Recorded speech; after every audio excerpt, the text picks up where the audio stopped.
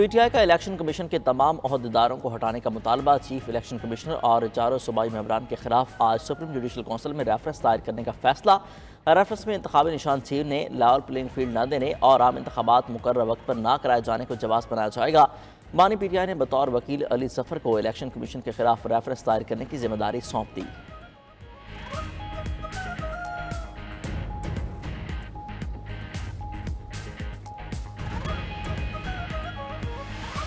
امریکی صدر Joe Biden امریکی صدارتی انتخابات کی دوڑ سے دستبردار۔ جو بائیڈن نے سوشل میڈیا پر دستبرداری کا اعلان کرتے ہوئے کہا، میری دستبرداری پارٹی اور ملک کے بہترین مفاد میں ہے۔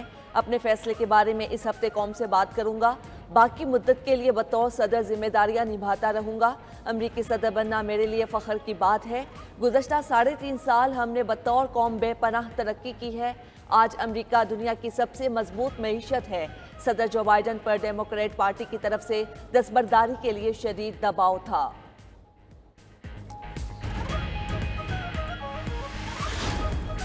امریکی صدر جو بائیڈن نے اپنی جگہ صدارتی امیدوار کے لیے کیملا ہیرس کے نام کی توثیق کر دی۔ کیملا ہیرس کہتی ہیں کہ جو بائیڈن کی توثیق حاصل کرنے پر فخر ہے۔ میرا مقصد صدارتی انتخابات کے لیے نامزدگی حاصل کرنا اور جیتنا ہے۔ ڈونلڈ ٹرمپ کو شکست دینے اور قوم کو متحد کرنے کے لیے ہر ممکن کوشش کروں گی۔ سابق امریکی صدر اوباما کی جو بائیڈن کے دستبردار ہونے کے فیصلے کی تعریف، کہا بائیڈن اعلیٰ ترین درجے کے محب وطن ہیں۔ سابق امریکی صدر بل کلنٹن کی بھی جو بائیڈن کی غیر معمولی خدمات کی تعریف، ساتھ ہی صدارتی امیدوار کے طور پر کیملا ہیرس کی بھی حمایت کر دی۔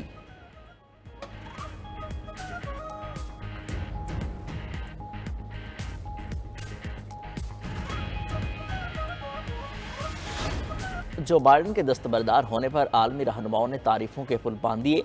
کینیڈی وزیراعظم جسٹن ٹروڈو نے بائیڈن کو سچا دوست اور عظیم انسان قرار دے دیا۔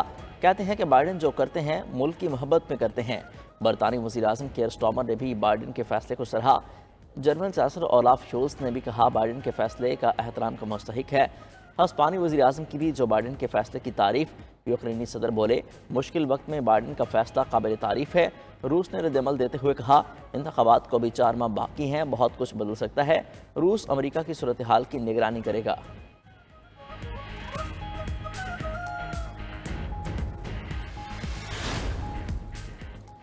جو بائیڈن 1968 کے بعد صدارتی دوڑ سے دستبردار ہونے والے پہلے صدر۔ 1968 کے انتخابات میں اس وقت کے امریکی صدر لنڈن بی جانسن نے دستبرداری کا اعلان کیا۔ 1952 میں ہیری ایس ٹرومین، 1884 میں چیسٹر آرتھر دستبردار ہوئے۔ 1868 میں اینڈریو جانسن نے اپنا نام واپس لیا۔ 1856 میں فرینکلن پیئرس، 1852 میں میلارڈ فلمور اور 1844 میں جان ٹائلر بھی دستبردار ہوئے تھے۔ فرینکفرٹ واقعے میں کوئی پاکستانی ملوث ہوا تو بانی پی ٹی آئی بچا نہیں سکیں گے۔ وفاقی وزیر اطلاعات کا انتباہ، پاسپورٹ منسوخ کرنے کا عندیہ بھی دے دیا۔ پریس کانفرنس میں واضح کیا کہ ویڈیوز کی مدد سے ملزمان کی شناخت کا عمل جاری ہے۔ پی ٹی آئی قیادت کے خلاف آرٹیکل 6 کی کارروائی میں پیپلز پارٹی کی حمایت کا بھی یقین ظاہر کر دیا۔ عطا تارڑ نے اسد کیسر سے بھی ایم این اے سے رابطوں کے ثبوت مانگ لیے۔ سوال کیا کہ کس نے رابطہ کیا، کس نمبر سے کیا اور کس سے کیا، تفصیلات دی جائیں۔ عدم استحکام کو پی ٹی آئی کا منشور قرار دیتے ہوئے دعویٰ کیا کہ بنو امن مارچ میں بھی تحریک انتشار کے لوگ شامل تھے۔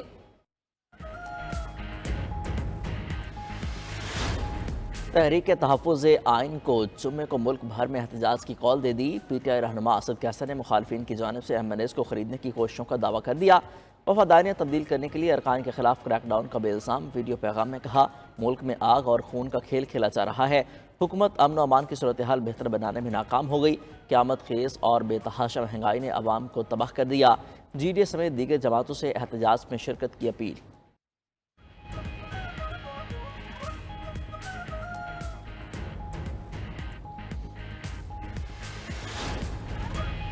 وزیر دفاع خواجہ آصف نے غیر جمہوری اقدار اور حادثاتی اقتدار کو المیہ قرار دے دیا۔ ایکس پر اپنے بیان میں خواجہ آصف کا کہنا تھا کہ ملکی سیاست میں حادثات کے منتظر لوگ تیار رہتے ہیں۔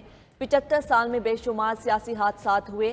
حادثاتی سیٹ اپس نے سیاستدانوں، ٹیکنوکریٹس اور بزنس مینوں کی ایسی نسل کو جنم دیا جو شیروانی سلوا کر تیار بیٹھے رہتے ہیں۔ خواجہ سعد رفیع کا بھی ملک میں مایوسی، جھوٹ، تشدد اور انتشار کا زہر پھیلائے جانے کا شکوہ۔ بولے توڑنا آسان مگر جوڑنا بہت مشکل کام ہے۔ گریبان پھاڑنے سے فرصت ملے تو سوچیں ہم اجتماعی خودکشی پر کیوں تلے ہیں۔ توشہ خانہ کیس 2 اسلام آباد ہائی کورٹ میں بانی پی ٹی آئی اور بشرا بی بی کی گرفتاری کے خلاف درخواستیں آج سماعت کے لیے مقرر۔ چیف جسٹس عامر فاروق اور جسٹس سمر رفعت امتیاز سماعت کریں گے۔ گرفتاری غیر قانونی ہے، رہا کرنے کے احکامات دیے جائیں، آئندہ گرفتاری کو عدالتی احکامات سے مشروط کیا جائے۔ درخواست میں استدعا نیب ٹیم سماعت سے قبل بانی پی ٹی آئی اور بشرا بی بی سے تفتیش نہ کر سکی، 2.5 گھنٹے کے انتظار کے بعد ٹیم واپس چلی گئی۔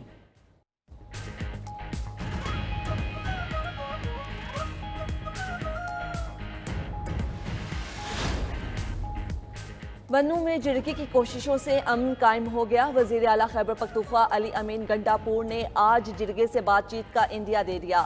بولے عوام کے نمائندے ہیں، تحفظات دور کریں گے۔ کچھ لوگ سرکاری اہلکار بن کر گھوم رہے ہیں جن پر سب کو تحفظات ہیں۔ وزیر اعلیٰ نے پولیس کو شہر میں گھومنے والے مسلح افراد کی گرفتاری کا بھی حکم دے دیا۔ پورے صوبے میں کارروائیوں کی ہدایت۔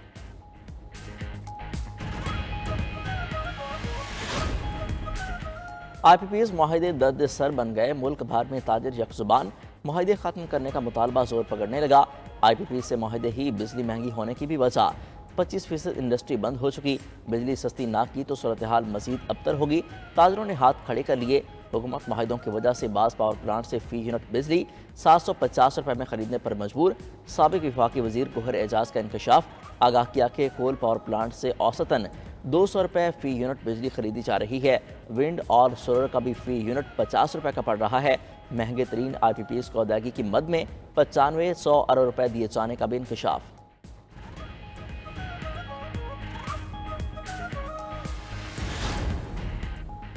نام نہاد منصف نے سازش کے ذریعے پاکستان کڈنی اینڈ لیور انسٹی ٹیوٹ کو تباہ کرنے کی کوشش کی۔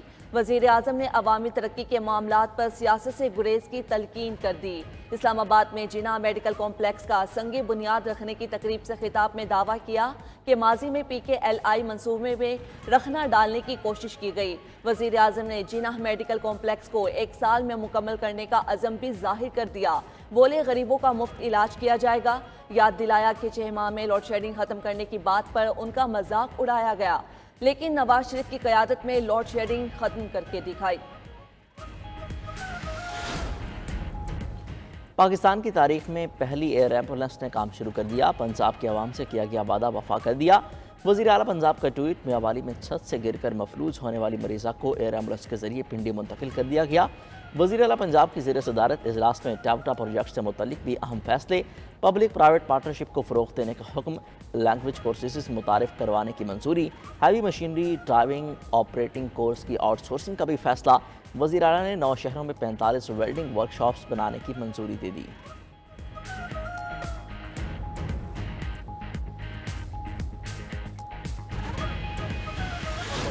ادارہ امراض قلب کراچی میں لاکھوں روپے کی ادویات کی مبینہ چوری پکڑی گئی۔ اسپتال کا ایک افسر معطل، ملوث ملازمین کے خلاف تحقیقات کا آغاز۔ پروگرام خبر کیا ہے میو اسپتال لاہور کی ایمرجنسی کی تعمیر میں ناقص مٹیریل کا استعمال بھی سامنے لے آیا۔ کروڑوں کا ہیر پھیر، سیپیج اور لیکیج سے مریضوں اور ملازمین کی زندگیاں خطرے میں پڑ گئیں۔ ادھر ملک میں اعلیٰ تعلیم کی گرتی ساکھ، مگر سرکاری وائس چانسلرز کے وارے نیارے۔ ایچ ای سی نے تنخواہیں بڑھانے کا فیصلہ کر لیا، قومی خزانے پر سالانہ 1 ارب سے زائد کا بوجھ پڑے گا۔ دنیا بھر میں مائیکروسافٹ ونڈوز میں خرابی کا چوتھا روز، ماہرین نے مکمل بحالی میں ہفتوں لگنے کا امکان ظاہر کر دیا۔